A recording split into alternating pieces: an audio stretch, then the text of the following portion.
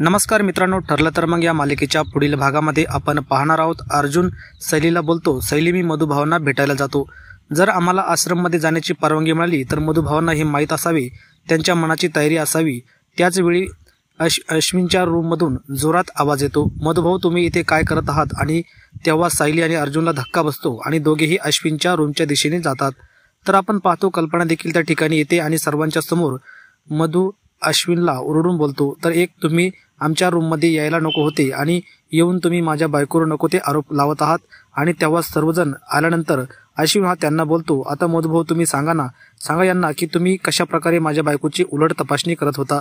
तेव्हा सायली ही अश्विनला बोलते, अश्विन भाऊजी, ज्यावेळेस बाप हा आपल्या मुलीला त्याला उलट तपासणी केली असे म्हणत नाही, परंतु हे प्रियाला कधीच कळणार नाही आणि समजणार नाही. आणि तेव्हा अर्जुन देखील बोलतो, आणि तू मोठ्याशी एवढं उद्धटपणे कधीपासून वागायला लागलास? तेव्हा अश्विन हा त्याला उत्तर देतो, तेव्हापासून वागत आहे जेव्हापासून घरामध्ये पाहुणे म्हणून आलेली व्यक्ती माझ्या बायकोवर वाटेल ते आरोप करत आहेत.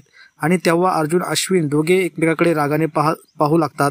पुढे येणाऱ्या भागामध्ये मधुभाऊ हे कशा प्रकारे तरी तन्वी ही प्रिया नसून सायली आहे हे कसे सिद्ध करणार हे पाहणे अतिशय रंजककारक ठरणार आहे.